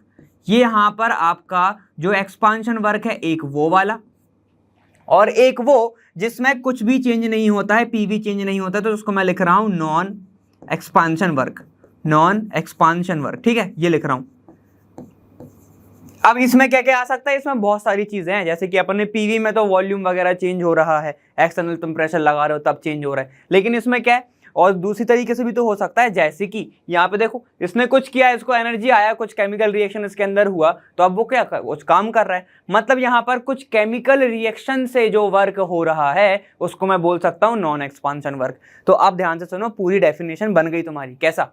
Gives free energy एक वो अवेलेबल एनर्जी है जिससे तुम काम कर सकते हो, नॉन एक्सपांशन वर्क कर सकते हो, मतलब जिसमें कोई भी चीज चेंज नहीं हो रही, पीवी का वर्क नहीं हो रहा है। जैसे कि अभी अपन ने एग्जांपल देखा कि वो एनर्जी है जिसमें अपन केमिकल रिएक्शन में जो भी एनर्जी चेंज हो रही है वो क्या होगा, या फिर जिस चीज से वर्क डन हो रहा है उसको मैं बोलूंगा गिव्स फ्री एनर्जी। समझ में आ गया? ठीक है, तो ये होता है। चलो, ये अपन ने किसके बारे में देखा, डेफिनेशन के बारे में देखा। अब इसका एक्सप्रेशन कैसे आता है, तो हम सभी जानते हैं कि H इज इक्वल टू क्या होता है, देखो H इज इक्वल टू आपके होता है G प्लस TS। ठीक है, और हम एक बात मैं आपको बता दूं कि जो आपका गिव्स फ्री एनर्जी है, सबसे पहले तो इसको डिनोट किससे करते हैं, जी से करते हैं, और ये होता है आपका स्टेट फंक्शन। ये क्या होता है आपका स्टेट फंक्शन।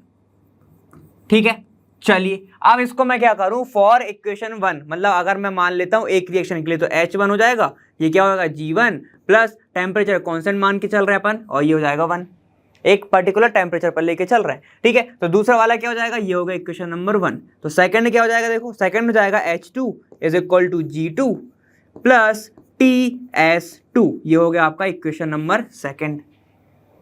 क्लियर? ठीक है, कुछ नहीं करना, सेकंड को 1 से माइनस कर दो तो क्या जाएगा, देखो ये हो जाएगा H2 minus H1 is equal to G2 minus G1 plus T common S2 minus S1। ठीक है, ये क्या बन गया, देखो इसको मैं लिख सकता हूं del H is equal to del G plus T del S, ऐसे लिख सकता हूं इसको। तो ये जो आपकी इक्वेशन बनी यही होती है गिव्स फ्री एनर्जी की इक्वेशन, या फिर इसको बोलते हैं गिव्स हेल्महोल्ट्ज रिएक्शन। ठीक है, इसका ही नाम होता है। समझ में आ गया? ठीक, तो इसको ही बोला जाता है गिव्स हेल्महोल्ट्ज रिएक्शन इक्वेशन, ऐसे बोलते हैं, मतलब equation gives Helmholtz reaction equation. ठीक है, तो ये होता है आपका मेन एक्सप्रेशन, यहां से ऐसे निकल के आता है। ठीक, अब इसका क्या फॉर्मूला होगा, सेम फॉर्मूला जैसे आपका किसका था, एंट्रोपी का था, इसका भी सेम ही होता है। क्लियर? ठीक है, तो इसको आप जरा ध्यान से याद रखेंगे क्योंकि ये जो है आपको बार बार लगेगा ही लगेगा। ठीक है ना? अब अपन इसको प्रूव किससे कर सकते हैं, एक अपना फर्स्ट लॉ ऑफ थर्मोडायनेमिक्स से इसको थोड़ा सा आगे चलते हैं कि कौन सा जो वर्क है वो नेगेटिव में आएगा, पॉजिटिव में आएगा, क्योंकि इसकी जो वैल्यू है जो आपसे पूछी जाती है वो कैसे पूछी जाती है, वो आपसे पूछेगा, इसको थोड़ा सा और देख लो, डेल जी की वैल्यू यहाँ से निकाल लो जरा, तो ये कितना आ जाएगा, देखो del H minus T del S, ये होती है आपकी गिब्स हेल्महोल्ट्ज इक्वेशन। ठीक है, ये वाली, क्योंकि डेल जी निकाल रहे हैं ना अपन, यहाँ पे एच पे छोड़ देता मैंने। ठीक, डेल जी निकालना पड़ता है। देखो अब तुमसे वो क्या पूछता है, क्वेश्चन कैसे पूछेगा कि पॉजिटिव है तो क्या होगा, नेगेटिव है तो क्या होगा। ठीक है, ये क्वेश्चन तुमसे बहुत ज्यादातर पूछे जाते हैं। अब एक चीज मैं आपको बताना चाहता हूं, चलो मैं आपको एक एक्सप्रेशन करके बाद बताऊंगा। ठीक है, तो इसको इतना लिखो फिर अपन आगे चलते हैं। देखो अब मैं समझाता हूं कि आपको जो डेल जी की वैल्यू है प्लस और माइनस में क्या फर्क पड़ता होगा। ठीक है, मतलब मैं क्या समझाना चाह रहा हूं मेन, कि एक्सपांशन पे अब अगर आपका यहाँ पर वर्क कर रहे हैं अपन, कौन सा नॉन एक्सपांशन हो रहा है या फिर एक्सपांशन हो रहा है, तो जी की वैल्यू क्या आती होगी। ठीक है, तो उसके बारे में अपन डिस्कस करते हैं। देखो तो सीधे सीधे चलते हैं अपन, सीधे किससे, फर्स्ट लॉ से, फर्स्ट लॉ ऑफ थर्मोडायनामिक्स से। ठीक है, इससे अपन चल रहे हैं आगे। क्या होता है भाई, ये होता है आपका del U is equal to Q plus W होता है, सबको पता है। ठीक है, आप ध्यान से देखना, यहां पर वर्क जो हो रहा है, वर्क हो रहा है bye the system, work is done by the system. ठीक है, ये अगर वर्क सिस्टम से हो रहा है तो ये क्या हो जाएगा, माइनस डब्ल्यू हो जाएगा, तो अपन इसको लिखेंगे माइनस डब्ल्यू। ठीक है, और मैंने आपको बताया हुआ है जो वर्क होता है वो दो टाइप का होता है, कौन सा, एक एक्सपांशन और एक होता है नॉन एक्सपांशन, नॉन एक्सपांशन। और अपन एक्सपांशन वाले को ही क्या बोल सकते हैं, देखो पीवी वर्क बोल सकते हैं, तो मैं यहां पर लिखूंगा डब्ल्यू पीवी। ठीक है, यहाँ पर जो है वर्क एक्सपांशन वाले को डब्ल्यू पीवी लिखूंगा, ये वाला मैंने पहले बताया था, अगर थोड़ा सा पीछे जाओगे तो सिर्फ ये वाला समझ में आ जाएगा। ठीक है, मतलब क्यों बता रहा हूँ, क्योंकि यहाँ पे मैं कुछ एडिट करूंगा, है ना। तो ये हो जाएगा del U is equal to, ये क्यू हो गया, work is done by the system तो माइनस डब्ल्यू हो गया, तो वर्क डन को मैं ऐसे लिखूंगा, work is equal to work PV, मतलब एक्सपांशन वाला work plus work non expansion वाला, नॉन एक्सपांशन वाला लिख सकता हूं ऐसे, कोई दिक्कत है नहीं ना। चलो देखो अब यहां पे लिख रहा हूं मैं del U is equal to Q minus, यहां पे देखो क्या जाएगा माइनस पीवी, ठीक है, प्लस यहां पर हो जाएगा work non expansion, non expansion. Clear? यहां तक तो बहुत क्लियर, बहुत ईजी होगा। अब ध्यान से देखना, मैं बहुत सारी चीजों को पुट करते जा रहा हूं। कैसे कि डेल यू को मैं डेल यू की तरह ही बस रखूंगा। क्यू को मैं कैसे लिख सकता हूं? देखो यहां पर हम सभी को पता है कि del S is equal to होता है क्यू बाई टी, ठीक है। तो क्यू की वैल्यू निकाल लूं मैं, क्यू इज इक्वल टू कितना हो जाएगा डेल एस टी या फिर टी डेल एस, जैसे लिखते हैं अपन, टी डेल एस अच्छा लगता है। तो यहां पे लिखूंगा मैं del U is equal to T del S minus, या वर्क डन पीवी वाले का फॉर्मूला क्या होता है? वो होता है आपका कौन सा? पीवी डेल वी होता है, सबको पता होगा, ठीक है, मैं बाद में रखूंगा। देखो तो V PV plus work non expansion. Clear? अब सारी टर्म को मैं यहाँ पे लेके आ रहा हूँ, ये प्लस नहीं होगा, ये माइनस होगा। सर आपने पूरा खोल दिया है, ठीक है, ये पूरा का पूरा मैंने यहाँ पे रखा था, ये माइनस होगा, ठीक है, ये माइनस है ना आगे, तो इंटू होगा अंदर। चलो देखो ये पूरा इस साइड लेके आओ तो ये कितना हो जाएगा? देखो ध्यान से, डेल यू, ठीक है, ये कितना होगा? देखो जैसे ही इस साइड आया माइनस, इसको मैं लिखूंगा पी डेल वी, लिख सकता हूं, है ना। और फिर ये क्या है आपका? देखो ये हो जाएगा plus W expansion, non expansion, ये भी होगा प्लस, क्योंकि इस साइड आया है ये, क्योंकि ये साइड आया तो अपन ऐसे लिख सकते हैं इसको, ठीक है। अब ध्यान से देखते रहना, इज इक्वल टू क्या है? देखो टी डेल एस है। क्लियर? अब इतने पूरे को मैं क्या लिख सकता हूं? डेल एच लिख सकता हूं, ठीक है। तो इसको मैं लिखूंगा del H plus W non expansion is equal to T del S. अब देखो फॉर्मूला बन रहा है तुम्हारा, इसको यहीं पे रखे रहो, W non expansion is equal to del S T, है ना, माइनस डेल एच। ये बना, देखो ये ऐसे बन रहा है कुछ। अब इसको अगर मैं इसके टर्म में अरेंज करना चाहूं तो कैसे करूंगा? देखो मैं इसको ऐसे लिख रहा हूं, अब ध्यान से देखना, इस वाले को माइनस बाहर लेके आ गया मैं, जैसे ही मैं माइनस बाहर लेके आ जाऊंगा तो ये वाला पॉजिटिव हो जाएगा, ये हो जाएगा डेल एच, ठीक है, और ये वाला नेगेटिव हो जाएगा माइनस टी डेल एस। थोड़ी सी मैथ लगी इधर, ये वाला तो ऐसे लिखूंगा। तो ये देखो कैसा दिख रहा है आपको ऐसा दिख रहा है सेम। तो ये हो जाएगा आपका कौन सा? W non expansion is equal to minus del G, समझ गए, माइनस डेल जी। तो इससे हमें 2-3 बातें पता चलती हैं, वो क्या क्या है मेन। तो ये बनता है आपका एक एक्सप्रेशन। क्या बता रहा है ये? मैंने क्यों बताया है ये कि अगर आपकी जो जी की वैल्यू है वो रहती है नेगेटिव, तो वहां पर हो रहा होगा नो एक्सपांशन, ठीक है। मतलब कि वर्क डन हो रहा होगा जहां पर आपको कोई भी एनर्जी देने की जरूरत नहीं है, वो अपने आप ही हो जाएगा वर्क। वो कब होगा? जब वर्क नॉन एक्सपांशन होगा, नेगेटिव होगा आपका जी की वैल्यू। क्लियर है? इतना लिख लिया। अब मैं आपको पूरा सम अप करके आगे वाली स्लाइड में बताता हूं। यहां पर जब तक आप ये लिखो, ये आपका मेन है, आपका निकल के क्या है मैं यहां पे लिख देता हूं आप सभी के लिए कि वर्क जो है, जो भी नॉन एक्सपांशन है, नॉन एक्सपांशन समझ गया ना, प्रेशर और वॉल्यूम का कोई खेल नहीं है वहां पे जब दूसरा काम कर रहे हो तुम, ठीक है। तो यहां पर हो जाएगा माइनस डेल जी, ऐसे, जैसे वो ऐड देखिए रेड बुल वाली, उसमें वो पी के वो उड़ने लगता है, ठीक है। तो काम क्या कर रहा था वो, अभी मैंने बताया था आपको एक, वैसे तो वैसे ही जो वर्क हो, मतलब केमिकल रिएक्शन से जो वर्क हो रहा है, आपको अपने आप जो वर्क हो रहा है, तो वो वाला हो जाएगा आपका कौन सा? डब्ल्यू एक्सपांशन, ठीक है। अब आगे इसको लिखो, फिर आगे चलते हैं। अब कुछ जो पॉइंट्स है वो जो कि यहाँ से ही निकल के आते हैं आप सभी के लिए, वो क्या होता है? देखो डेल जी जो वैल्यू है वो क्या आ रहा था आपका? माइनस वर्क नॉन एक्सपांशन आ रहा था, यही आ रहा था। मतलब पीवी वर्क के अलावा जो वर्क हो रहा था वो नेगेटिव में आ रहा था। इससे हमें ये पता चल रहा है यहाँ पर जो डेल जी की वैल्यू है वो क्या आ रही है? नेगेटिव आ रही है। और अगर नेगेटिव आ रही है इसका मतलब सिर्फ सीधा सा है कि जो आपकी रिएक्शन हो रही है वो हो रही है स्पॉन्टेनियस। वो स्पॉन्टेनियस क्या हो रही है? रिएक्शन हो रही है। मतलब कि स्पॉन्टेनियस का मतलब क्या है? तुरंत हो रही है, ठीक है। तो यहां पे मैं लिखूंगा नथिंग इज रिक्वायर्ड, ठीक है। तो यहां पे मैं ऐसे लिख सकता हूं कि नो एक्सटर्नल पुश, या फिर आप लिख सकते हो नो एक्सटर्नल फोर्स, या फिर कोई भी चीज रिक्वायर्ड, ठीक है। No external force is required, ऐसे लिख सकता हूं मैं। मतलब क्या है इसका कि जो रिएक्शन हो रही है वो अपने आप हो रही है, आप किसी की जरूरत नहीं है, वो आत्मनिर्भर है, ठीक है। चलो पहला, अब देखो अगर यहां पर आपका जो डेल जी है वो पॉजिटिव आता, जो डेल जी है वो अगर पॉजिटिव आता, अगर पॉजिटिव आता तो हम ये मान के चलते हैं कि जो आपका स्पॉन्टेनियस रिएक्शन नहीं हो रही है वो नॉन स्पॉन्टेनियस रिएक्शन हो रही है, नॉन स्पॉन्टेनियस रिएक्शन हो रही है। ठीक है, नॉन स्पॉन्टेनियस रिएक्शन हो रही है मतलब मैं लिखूंगा यहां पर energy is required, energy is required. Energy हो या फिर एक्सटर्नल जो फोर्स है उसको क्या होगा, रिक्वायर्ड होगा रिएक्शन को आगे कराने के लिए। जैसे कि एग्जाम्पल अपन ने एक और देखा हुआ है, मैंने आप सभी को बहुत अच्छे से बताया था एक्सोथर्मिक का। ठीक है, तो एक्सोथर्मिक रिएक्शन, एक्सोथर्मिक जो रिएक्शन है वो कौन सी होती है, आपकी स्पॉन्टेनियस रिएक्शन होती है। ठीक है, और आपके नॉन स्पॉन्टेनियस रिएक्शन का एग्जाम्पल है आपका एंडोथर्मिक रिएक्शन। अब इसको मैं आपको थोड़े और अच्छे से समझाता हूं।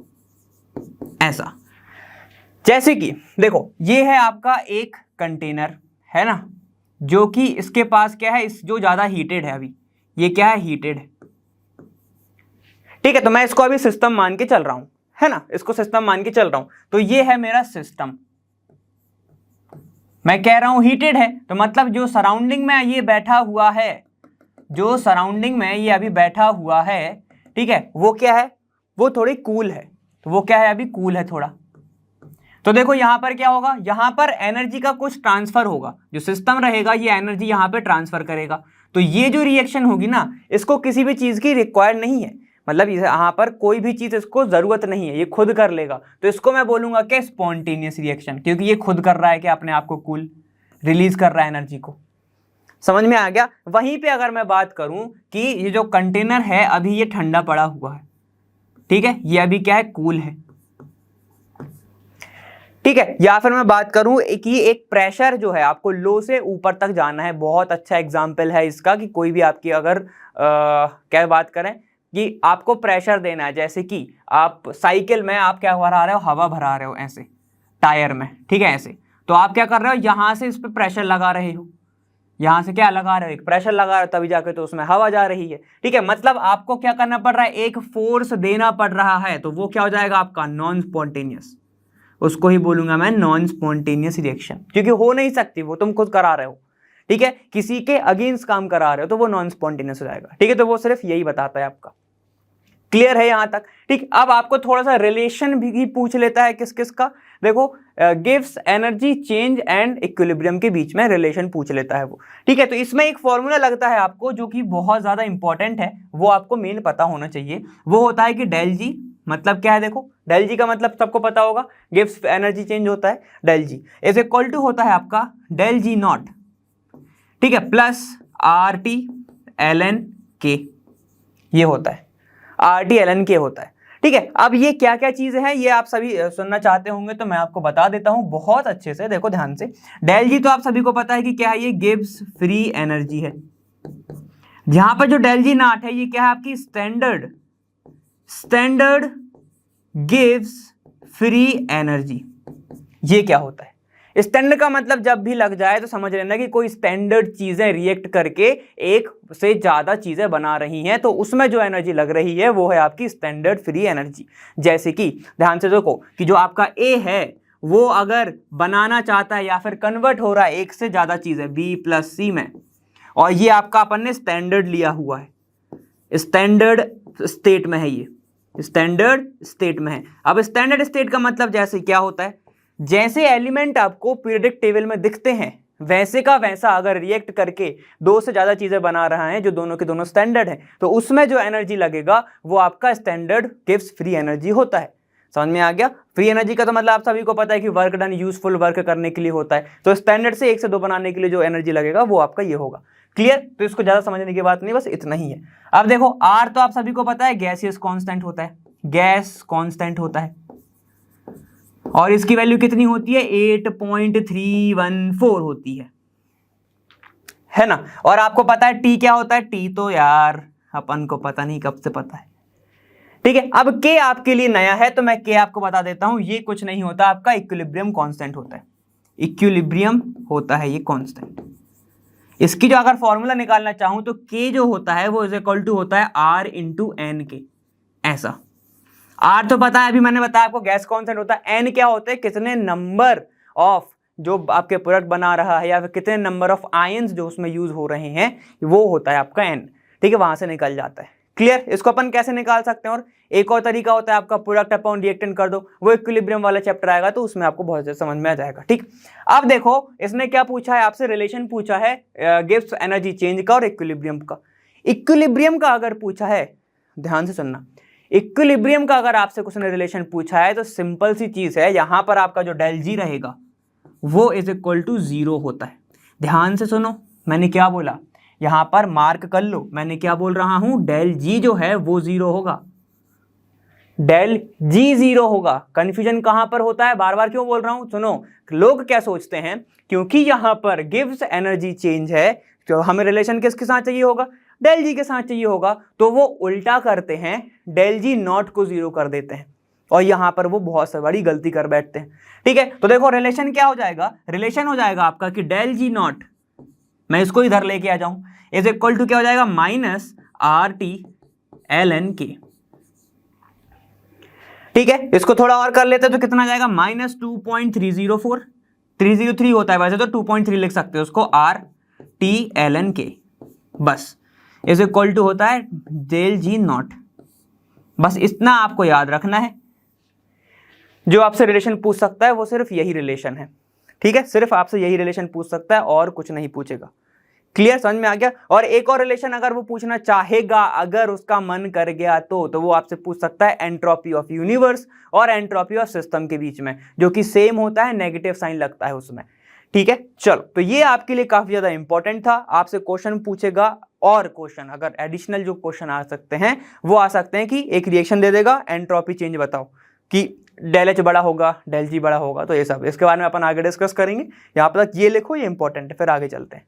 चलिए, एक चीज और जो ध्यान रखे, जो कि मैंने यहाँ पर एक थोड़ा सा जो किया है मिस्टेक, वो क्या है, मिस्टेक नहीं, जो मैंने लिखना नहीं था, मैं देख रहा था आप लिखेंगे कि नहीं। यहाँ पे जो है, यहाँ पर लॉग आ जाएगा, बस ये लॉग हो गया, इतना तो सबको पता होता है।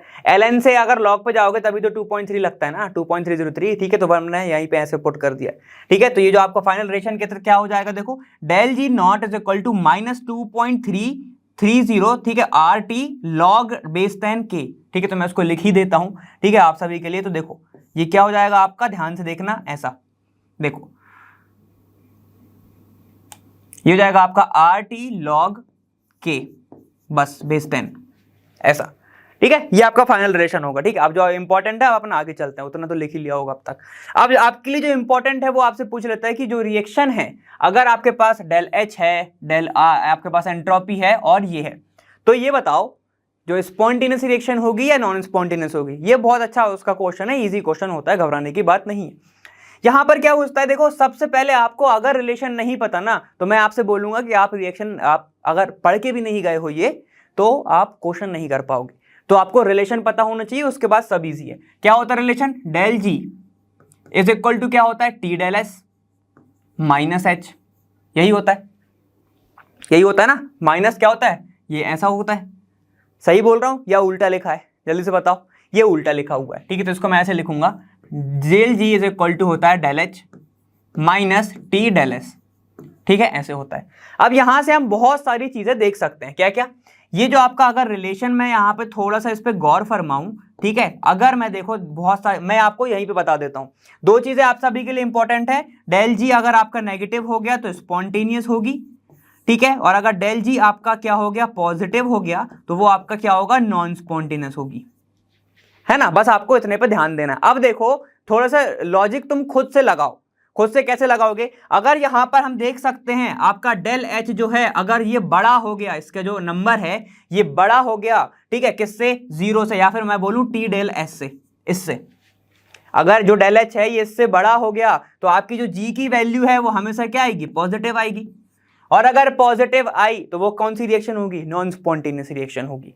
क्लियर। अब चलो, अगर मैं उसका उल्टा कर दूं कि जो टी डेल एस है ये बड़ा हो गया डेल एच से, तो इसकी नेगेटिव में आएगी हमेशा वैल्यू, हमेशा नेगेटिव में आएगी इसकी वैल्यू, है ना। चलो अब और चीजें देख लेते हैं, कैसे कि अगर मान लो डेल एच जो है ये बड़ा हो गया आपका किससे, एंट्रोपी से, डेल एच जो है ये बड़ा हो गया एंट्रोपी से, तो फिर से क्या आएगा, देखो ये आएगा पॉजिटिव में, और इसका उल्टा कर लो तो नेगेटिव हो जाएगा। ठीक है, तो आपको बहुत सारी चीजें यहीं से समझ में आ जाएगी अगर आपको ये वाला फॉर्मूला पता है तो। ठीक है, चलो अब अपन यहाँ पे थोड़ा सा इस टेबल पे गौर फरमाते हैं। कैसा बोल रहा है देखो, डेल एच अगर नेगेटिव है मतलब ये नेगेटिव है ना, और ये आपका पॉजिटिव है तो ये पॉजिटिव है, ये नेगेटिव है ये पॉजिटिव है, ध्यान से सुनना, ये नेगेटिव है ये पॉजिटिव है। ठीक है, तो यहाँ पर जी जो है वो हमेशा क्या आएगा, नेगेटिव आएगा। कैसे हो गया सर, आपने तो उल्टा बताया था। देखो बिल्कुल सही कह रहा है वैसे तो वो, जैसे कि अगर डेल एच आपका नेगेटिव है तो ये क्या आएगा, देखो इसको मैं लिख सकता हूं माइनस डेल एच। ठीक है, और अगर ये आपका पॉजिटिव है तो यहां पर साइन चेंज नहीं होगा, उल्टा मत कर देना, ये इसका फॉर्मूला ही है ना, ये फॉर्मूला मत चेंज मत कर देना। अब तुम ये बोल रहा है डेल एस बस पॉजिटिव है तो इसको ऐसे ही लिखो minus del T del S T. तो देखो बहुत बड़ी वैल्यू आएगी इसकी, कितनी नेगेटिव में आएगी, मगर नेगेटिव में वैल्यू आएगी और इसकी बड़ी वैल्यू आएगी। तो सिंपल सी बात है, जी क्या हो जाएगा, नेगेटिव हो जाएगा। देखो कैलकुलेट करोगे तो और अगर ये नेगेटिव हो गया तो इसको पढ़ने की जरूरत नहीं है, अब आपको पता है क्या है कि स्पॉन्टेनियस रिएक्शन होगी। क्लियर, चलो सेम चीज ऐसे आगे बढ़ते हैं। अब अगर दोनों नेगेटिव हो गए, ध्यान से सुनो, अगर दोनों नेगेटिव हो गए तो माइनस डेल एच तो रहेगा। ठीक है, माइनस डेल एच तो रहेगा। अब डेल एस अगर नेगेटिव हो गया तो वो नेगेटिव नेगेटिव क्या कर देगा, एक पॉजिटिव कर देगा, पॉजिटिव कर देगा। ठीक है, अब कंडीशन यहां पर बैठ सकती है एक ही, क्या कंडीशन बैठ सकती है, अब अगर यहां पर टेम्परेचर में कुछ अपन चेंज कर दें, ठीक है, मान लो टेम्परेचर जो है वो बहुत कम है तो ये क्या आएगा, यहां पे डेल जो है वो नेगेटिव में आएगा। ठीक है, अगर टेम्परेचर कम है तो, समझ में आ गया, क्योंकि ओवरऑल रिएक्शन जो है वो माइनस का साइन तो आएगा ही आगे बाहर, है ना। और अगर डेल एच जो टी जो रहा वो छोटा रहा तो अच्छी बात है। अब अगर यहां पर टेम्परेचर जो है वो बड़ा हो गया, टेम्परेचर अगर बड़ा हो गया, ध्यान से देखना इन दोनों में से, तो यहां पर कंडीशन क्या फंस जाएगी कि ये जो टर्म है ये थोड़ी सी किस साइड चली जाएगी, देखो पॉजिटिव के साइड चली जाएगी। कैसे, एग्जांपल देके बताऊं, चलो देख लेते हैं। अगर मान लो यहां पर ये जो 100 है माइनस डेल एस जो है वो क्या बोल रहा है, वो भी नेगेटिव है, वो भी नेगेटिव है, तो ये मान लेता हूं ये भी 100 है। ठीक है, अब यहां पर टेम्परेचर जो है अगर मान लो 2 भी रहा तो ये कितना हो जाएगा, 100 माइनस 200, तो ये कितना हो जाएगा, -100। तो ये माइनस में वैल्यू आ रही है।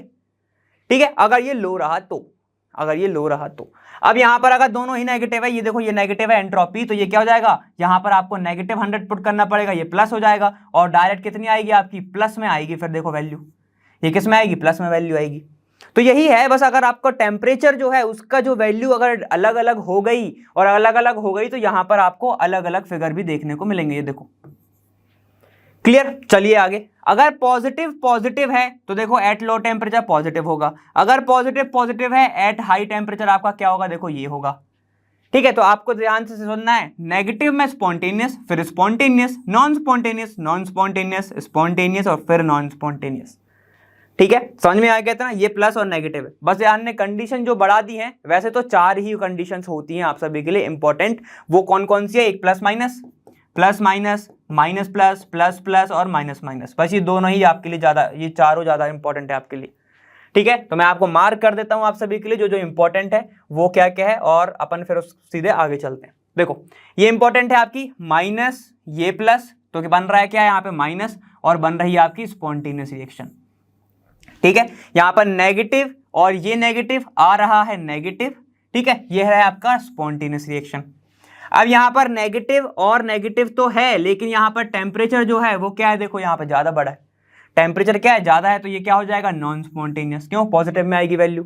चलो आगे जाओ, ये पॉजिटिव है ये पॉजिटिव है ना, तो आपके लिए क्या बन जाएगा, देखो ये जो वैल्यू बनेगी ये बन जाएगी आपकी नॉन स्पॉन्टेनियस रिएक्शन। क्लियर, अब इसमें ही उन्होंने कंडीशन लगा दी टेम्परेचर की, इसलिए आपका ये बड़ा हो गया। बाकी फिर एक ये वाला है प्लस और माइनस का, ये जाएगा आपका पॉजिटिव, ये हो जाएगी आपकी नॉन स्पॉन्टेनियस रिएक्शन। कितना इजी है, बस इन्होंने क्या खेल लिया, देखो यहाँ पे टेम्परेचर टेम्परेचर यहाँ पे ये खेल रहे हैं, कौन कौन सा, देखो ये हाई है, ये आपका लो है, ये आपका यहाँ पर लो है, ये आपका हाई है, और ये आपका हर टेम्परेचर पर है। समझ गए, तो इनने बस ऐसा थोड़ा थोड़ा सा ऐसे खेला है। बाकी आपको सिर्फ मैं आपसे बोल रहा हूँ ये रिलेशन करके जाओ, कहीं पे भी नहीं फंसने वाले तुम। ठीक है, रिलेशन कौन सा है उसको भी अपन जरा मार्क कर लेते हैं। देखो ये जो आपका है ये रिलेशन, ठीक है, बिना इसके जाओगे तो फंस सकते हो बेटा। क्लियर है, समझ में आ गया। बस यही था आप सभी के लिए, जो जो इंपॉर्टेंट था अपन सारे के सारे कवर कर ही चुके हैं, है ना। चलिए फिर देखिए लास्ट जो आपका बचता है वो बचता है आपका कौन सा, थर्ड लॉ ऑफ थर्मोडायनामिक्स, जो कि आपके लिए बिल्कुल तो नहीं, आपके लिए अभी तक तो इतना खास इंपॉर्टेंट नहीं है, इससे क्वेश्चन तो ऐसे कुछ खास आए नहीं है, वैसे तो नहीं ही आए हैं, मैं आपको बता रहा हूं, अगर 5 साल 7 साल देखोगे तो क्वेश्चन नहीं आया इससे, बस ये अपन पढ़ लेते हैं इन जनरल की, आपको पता होना चाहिए क्या। The entropy of any pure crystalline substance approach zero as to the temperature approach absolute zero, मतलब एब्सोल्यूट जीरो मतलब कि अगर 0 केल्विन तक आपका टेम्परेचर जाता है, ठीक है, तो कोई भी आपका यहां पर प्योर क्रिस्टलाइन सब्सटेंस का एंट्रोपी अपन 0 मानते हैं, ठीक है। तो मैं यहां पे लिखूंगा डेल एस जो है उसको अपन 0 मानते हैं, कब, at absolute temperature, at absolute temperature, या फिर मैं उसको 0 केल्विन लिखूं तो भी चलेगा। एट एब्सोल्यूट टेम्परेचर पर एंट्रोपी जो है किसकी, प्योर क्रिस्टलाइन की, प्योर क्रिस्टलाइन की अपन इसको मानते हैं 0, समझ गए, ठीक है। तो बस यही सब था, इसमें सिर्फ इतना ही पूछता है, इसको इसलिए बनाया गया, इसको सिर्फ एक ही कारण से बनाया गया कि अगर मैं क्या करूं, एक को स्टैंडर्ड मान लूं, स्टैंडर्ड इसका फिक्स कर दूं, जैसे अपन ने उसमें पढ़ा है ना, अपन ने क्या ऑर्गेनिक में कि हाइड्रोजन को वो फिक्स कर देते थे SHE, ठीक है, स्टैंडर्ड हाइड्रोजन इलेक्ट्रोड अपन ने पढ़ा हुआ है, ठीक, उसमें क्या कर देते हैं, वो हाइड्रोजन का है, अपन इलेक्ट्रोकेमिकल में पढ़ा ना, उसको 0 मान लेते हैं, तो दूसरे का तुम क्या निकाल सकते हो, पोटेंशियल निकाल सकते हो। तो सेम ऐसे ही अगर आपको किसी का मान लो एंट्रोपी निकालनी है, ठीक है, आपको अगर एंट्रोपी निकालनी है, देखो अगर कितना अच्छा होगा, आप जिसके कंपैरिजन में निकाल रहे हो उसकी जो एंट्रोपी है वो वैसे ही 0 है, ठीक है, वैसे ही 0 है, तो आप क्या कर सकते हो, बहुत इजीली एक स्टैंडर्ड को जिससे आपको निकालना है सैंपल से, उसको कंपेयर करोगे तो बहुत अच्छे से एंट्रोपी आ जाएगा। तो इसलिए आपको थर्ड लॉ ऑफ थर्मोडायनामिक्स बनाया गया, बस इतना ही था और ज़्यादा कुछ खास नहीं है। और ये भी देखा गया है सुपर कूल्ड टेम्परेचर जैसे लिक्विड वगैरह होते हैं ना, सुपर कूल्ड लिक्विड, उसकी भी एंट्रोपी कभी 0 नहीं होती है, ये लगभग इम्पॉसिबल है, लेकिन इसको बस पढ़ लिया जाता है, ठीक है, समझ में आ गया। तो देखो एक एग्जाम्पल बताता हूँ आपको, मान लो एक सैंपल है ना, सैंपल प्लस यहां पर आपका एक स्टैंडर्ड बनाया गया, जो मान लेते हैं कोई भी क्रिस्टल है, क्रिस्टल ए है, ठीक है, ए क्रिस्टल, इसकी निकालनी है आपको एंट्रोपी, है ना। तो जो इसकी एंट्रोपी आएगी सैंपल की, वही आपका कैलकुलेटेड वैल्यू आ जाएगा, कैलकुलेटेड वैल्यू आ जाएगा, ठीक है। तो देखो कितना इजी हो गया किसी की एंट्रोपी निकालना, क्योंकि ये तो 0 हो जाता है ना, ये 0 हो जाता है, तो आप ऐसे निकाल सकते हो, ठीक है, बस इसीलिए इसको बनाया गया। चलिए, तो आपके लिए ये इतना खास इंपॉर्टेंट नहीं है, जो मैंने आपको पीछे कराए जो फॉर्मूले जो आपको इंपॉर्टेंट है वो मैं आपको सभी को यहाँ तक तो बता ही चुका हूँ, जिससे अच्छे अच्छे क्वेश्चंस आते हैं। तो ऐसे क्वेश्चंस आते हैं आप सभी के लिए, और उम्मीद कर रहा हूँ आपने जो ना मेरे साथ यहाँ पे नोट्स बनाए होंगे, और एंट्रोपी तक जो है मेरे को नहीं लगता कि आप कहीं पर फंसोगे, ठीक है। और आपका जो भी चीज़ टॉपिक्स है जैसे कैलोरीमीटर है, उससे इतने खास क्वेश्चंस आए नहीं हैं आपसे। देखो मैं बता रहा हूँ कहाँ से आते हैं। मेन चीज़ आपके इक्वेशन वो NG वाला अपन ने निकाला था, उससे बहुत क्वेश्चंस बने हुए हैं, है ना। और आपका जो डेल H है वो मैंने बताया अभी आपको कि फर्स्ट लॉ ऑफ थर्मोडायनामिक्स से क्वेश्चन बना हुआ है, गिव्स फ्री एनर्जी से क्वेश्चन बने हुए हैं, स्पॉन्टेनियस नॉन स्पॉन्टेनियस पूछा जाता है, एक्सोथर्मिक नॉन एक्सोथर्मिक होते नहीं है, एक्सोथर्मिक और एंडोथर्मिक जो रिएक्शन होती है उसमें से पूछ लेता है कि एंट्रोपी क्या है। अब क्वेश्चन और कैसे पूछ सकता है कि अगर कोई रिएक्शन हो रही है तो बताओ कि इसकी एंट्रोपी क्या होगी, ठीक है। ऐसे पूछ सकता है कि रैंडमनेस क्या होगा, जैसे कि सॉलिड लिक्विड गैस है तो गैस में क्या एंट्रोपी होगा, सॉलिड का क्या एंट्रोपी होगा। तो ऐसे ऐसे क्वेश्चंस बनते हैं, काफी इजी क्वेश्चंस होते हैं वैसे तो, ठीक है। और ग्राफ को लेके तो थोड़े से कम ही क्वेश्चंस आए हुए हैं, और साइक्लिक ग्राफ थोड़ा बहुत बस आता है, वो अपना भी डिस्कस कर लेंगे मस्त प्रैक्टिस में, है ना। तो जो आपके लिए इंपॉर्टेंट था मैंने यहाँ पर आप सभी के लिए फिनिश कर दिया है। उम्मीद है आप सभी नोट्स बना रहे होंगे और मेरे साथ पढ़ रहे होंगे। आप सभी से साथ जुड़ने के लिए मुझे काफ़ी ज़्यादा अच्छा लगा और लगता ही रहता था वैसे बात करने में। तो ठीक है, थैंक यू सो मच, आप सभी मेरे साथ जुड़े। आप सभी जानते हैं लर्न फ्री है पर बेस्ट है। Bye bye.